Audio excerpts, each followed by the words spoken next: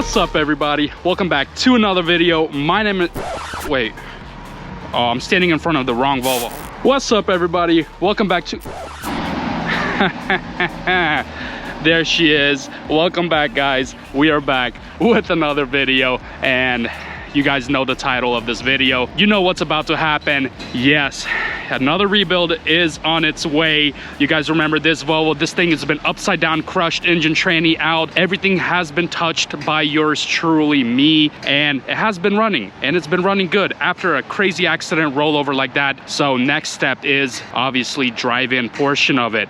We are buying a drive-in, a completely wrecked, tuna can't open drive-in. Yes, and guess what? It is like 6 miles away from here. Wow, what a convenient thing. So let's get into this truck, not waste a lot of time, and go show you guys what the heck I just bought.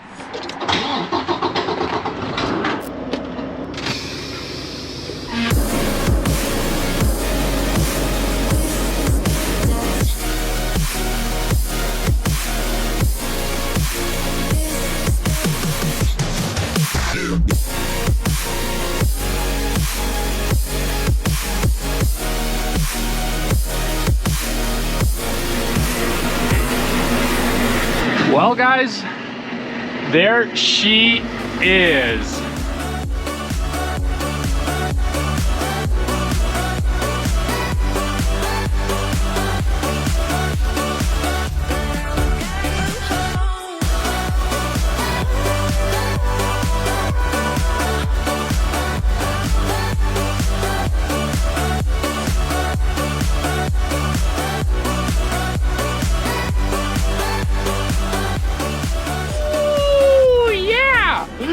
We are riding dirty, boys. We are riding dirty. This thing is messed up.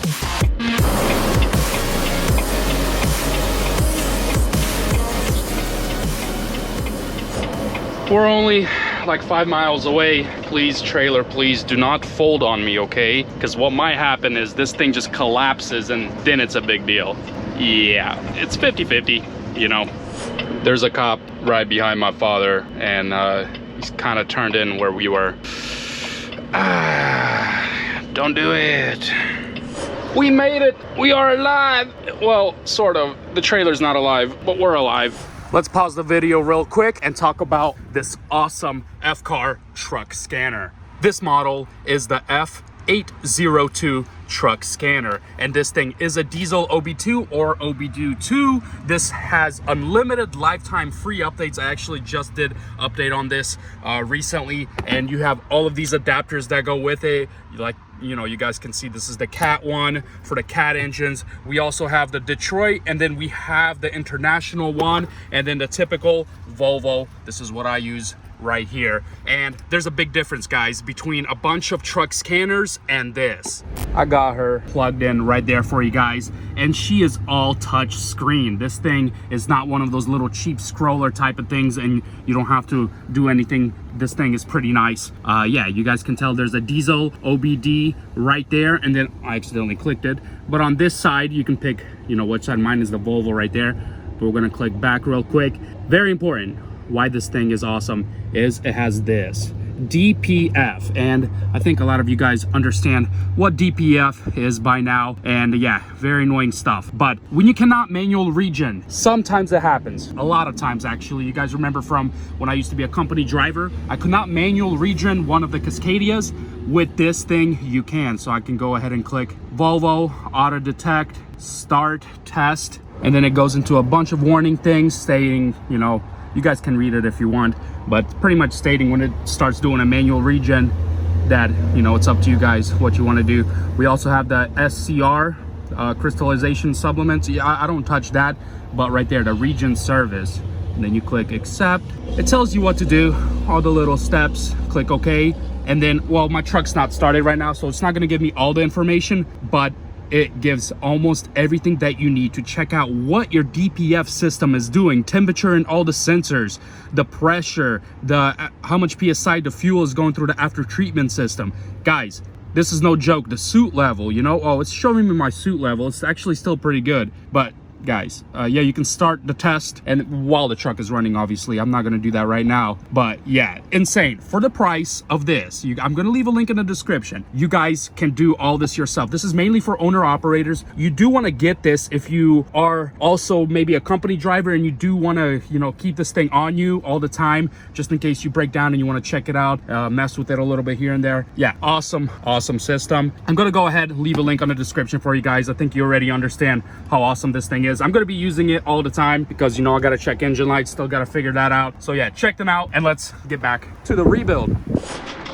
This thing is nice. All it needs is a little Bondo job, a little paint correction, and this thing is ready to roll. I mean, we got good tires literally everywhere. I mean, that's like 1,500 bucks right there. We got self-inflators. That's like 1,500 bucks right there. Also, you gotta pay a lot more to have a convertible trailer. It's just, you know, a step up. It is what it is.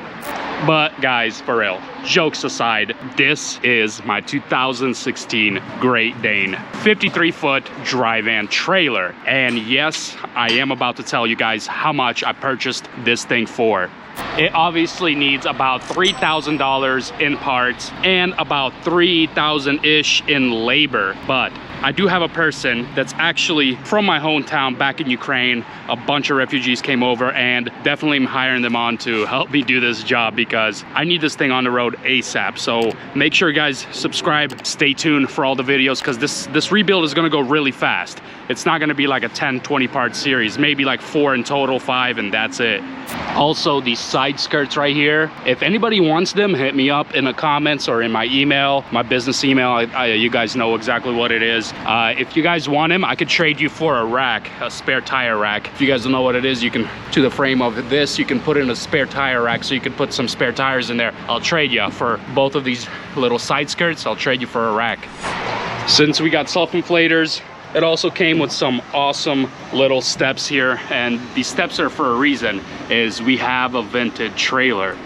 For Florida, a vintage trailer is a must, because from Florida we got a lot of produce running, watermelons, potatoes, all that stuff, apples, and you need a vintage trailer for that. There's a GPS, some SATA, got it disconnected, you know what I'm saying.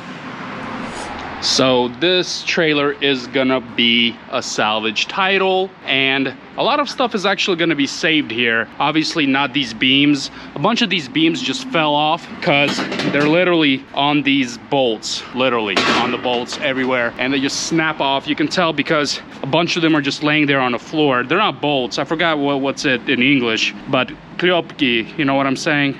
And they just all snap off when it gets hit, and yeah, they're just all on the ground right here. And all of this gets cut off, all the roof, we're gonna take a grinder wheel and just cut this whole roof off. It's pretty cool. Free metal, you know what I'm saying? That's like $5, enough for a Chick-fil-A sandwich or something. We got a free pallet right here, $4, you know what I'm saying? Yeah. Not a big deal. It is a lot of work though, guys. I'm not gonna lie. I am gonna try to explain to you every single detail that I can while I'm rebuilding this trailer in the upcoming videos, because it's gonna be very interesting. You guys are gonna find out something very cool, and that is that these trailers are held up by hopes and dreams. Yeah, you'll see why. When I start disassembling everything and putting everything back together, all of these beams are gonna go back together, cut, splicing, and all that stuff. This thing is gonna get fixed. We're gonna show you how, because I'm not replacing it, by the way. This is like $4 grand, just this little interface piece right here.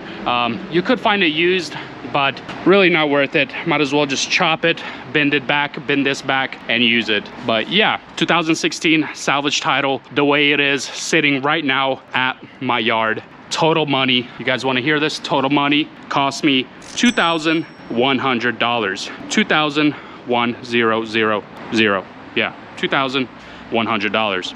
A lot of people are gonna say that I'm pretty retarded for doing this, and you guys are correct, but you also said the same thing about my semi, that I could not rebuild it and I could not put it on the road. Same scenario here, but actually much, much easier. So yeah, I hope you guys get ready. Episodes are gonna start flying out probably, and this thing is gonna be getting done pretty quick, hopefully, unless I start getting busy with loads and stuff like that, but I doubt it. So yeah, appreciate it. Make sure you smash like, subscribe, and like always, guys, be blessed. Stay tuned for this rebuild. Stay tuned and watch my other videos that I do trucking with on the road here and there. Yeah, deuces.